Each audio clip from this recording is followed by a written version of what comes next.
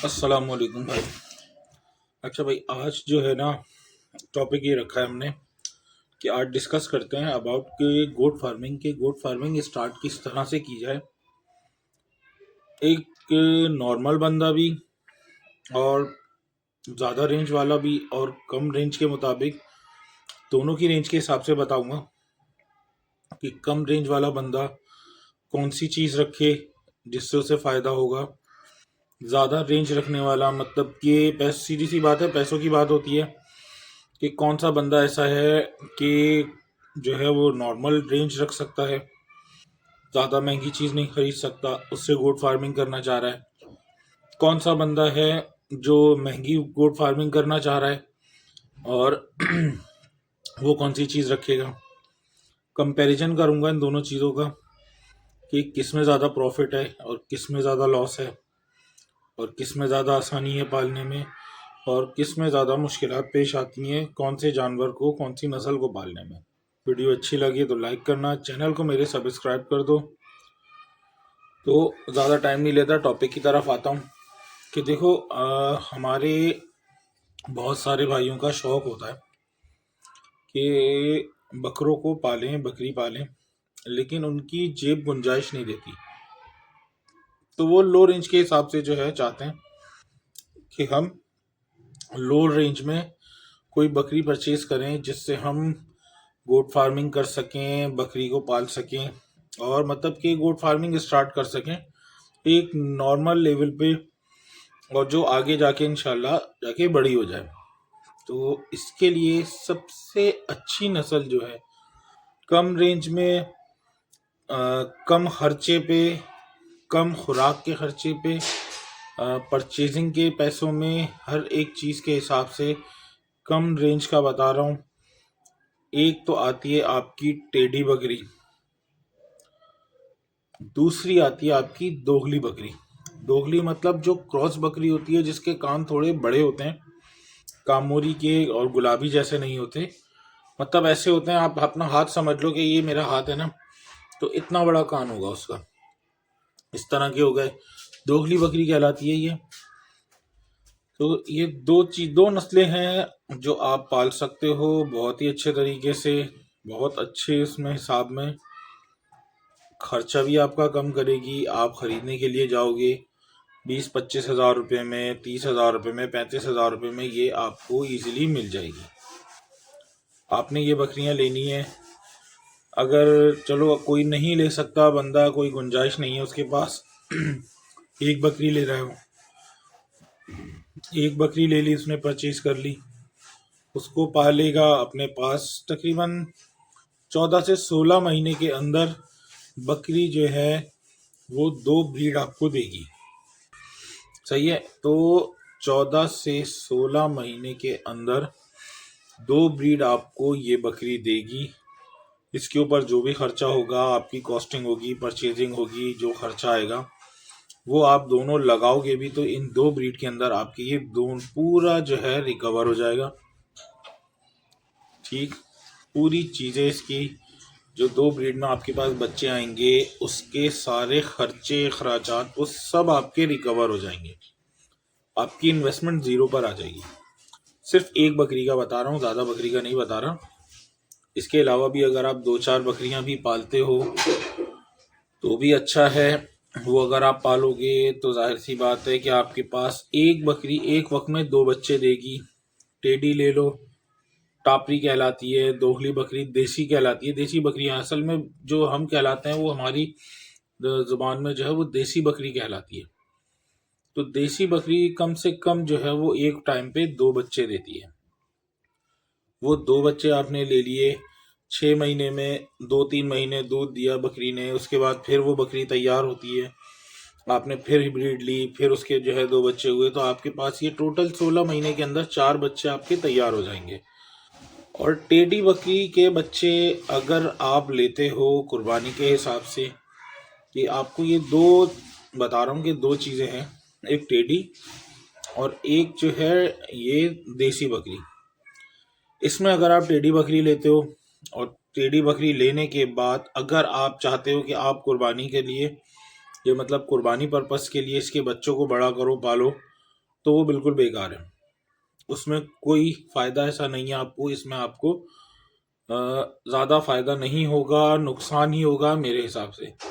क्योंकि टेडी बकरी का बच्चा इतना अच्छा नहीं बनता जितना कि बनिस्बत देसी बकरी का बच्चा बनता है। देसी बकरी का बच्चा आम तौर पे जो कुर्बानी के लिए तैयार होते हैं, जितने भी बकरे 90% जो बकरे हैं ना आपके, वो सारे देसी बकरे होते हैं जो कि कुर्बानी के लिए आते हैं और कुर्बानी के लिए तैयार होते हैं। क्योंकि इसका जो ताल्लुक होता है वो गोश्त से होता है। ज़्यादातर अब जो है ना ट्रेंड चल गया है कि गोश्त होता ही है। तो गोश्त के हिसाब से बता रहा हूँ कि टेडी बकरी अगर पालने के हिसाब से रखोगे, फार्मिंग के हिसाब से रखोगे, बहुत अच्छी है। उसके अलावा अगर आप देसी बकरी लेते हो, ये दोनों बकरियां जो है कम खर्चे में आती हैं। देसी बकरी लेते हो, देसी बकरी का जो है आप ब्रीड कराते हो और बच्चे कुर्बानी तक लेके जाते हो, तो आपको अच्छा प्रॉफिट दे के जाएगा और आपको इसमें फ़ायदा भी होगा। सही, ये आ गया आपकी कम रेंज के हिसाब से।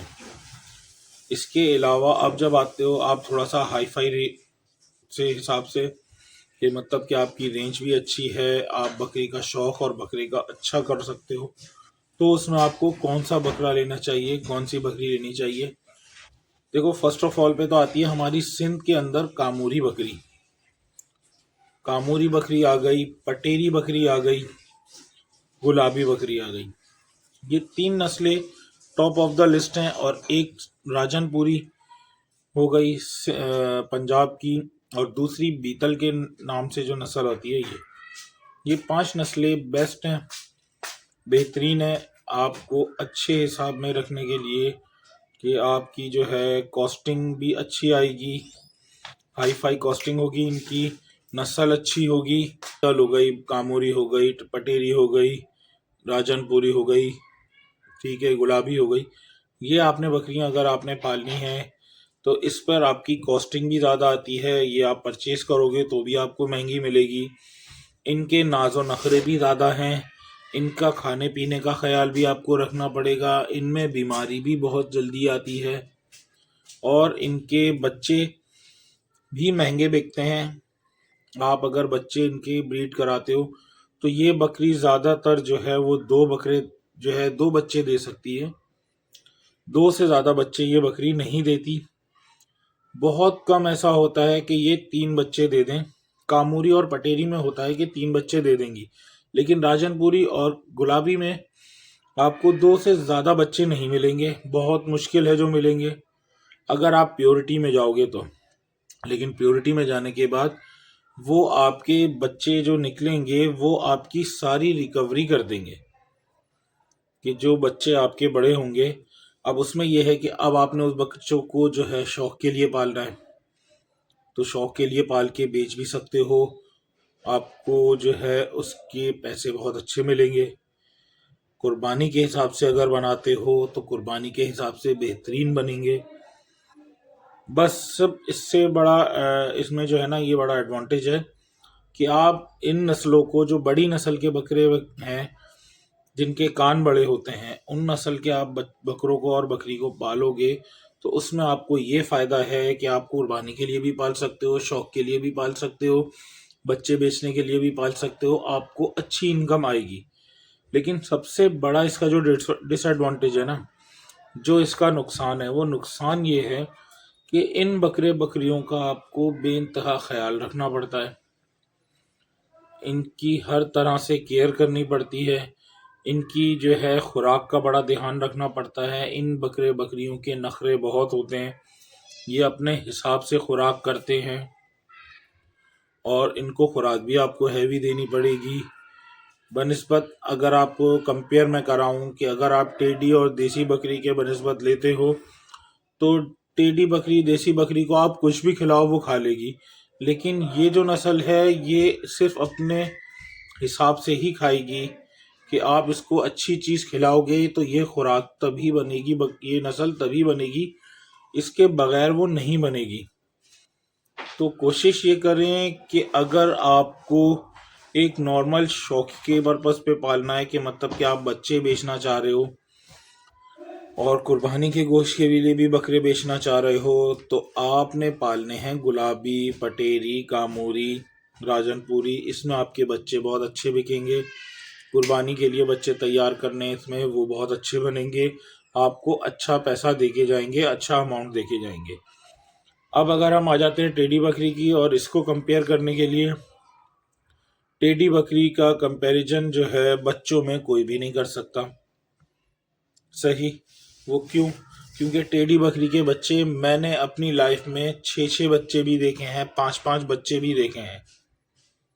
कि टेडी बकरी 4 बच्चे, 5 बच्चे, कभी कभार 6 बच्चे भी दे देती है।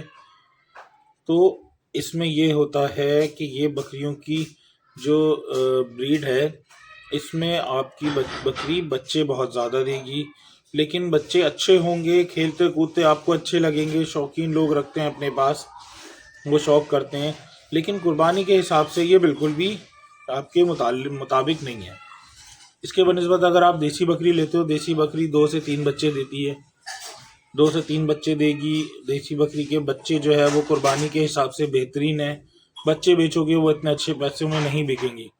जबकि अगर आप गुलाबी की और इनकी कामोरी वगैरह की तरफ आते हो तो गुलाबी, कामोरी वगैरह ये जितनी भी बड़ी बकरियां हैं, अच्छी नस्लें हैं, तो इनके अंदर ये है कि इनका बच्चा भी महंगा बिकेगा, इनका बच्चा कुर्बानी के तैयार होने के बाद भी महंगा बिकेगा। बट लेकिन इनका खर्चा सबसे ज़्यादा है टेडी बकरी के बनिस्बत, देसी बकरी के बनिस्बत। वो कुछ भी खा लेंगी, उनको नॉर्मल आप खिलाओगे खा लेंगी, उसका कोई इशू नहीं होगा। इनको आपको अच्छे से अच्छा खिलाना पड़ेगा। तो सारी डिटेल ये थी इनकी। काफ़ी डिटेल में जो है मैंने समझाया आपको कि आपको कौन सी बकरी रखनी चाहिए और कौन सी बकरी नहीं रखनी चाहिए, किसके हिसाब से बताया है कि आप कौन सा शौक़ करना चाह रहे हो, आप किस चीज़ को अफोर्ड कर सकते हो, वो सारी डिटेल मैंने इस वीडियो में आपको दे दी है। तो उम्मीद है कि वीडियो आप लोगों को पसंद आई होगी। अब इंशाल्लाह अगली वीडियो में मुलाकात करेंगे। अल्लाह हाफिज़।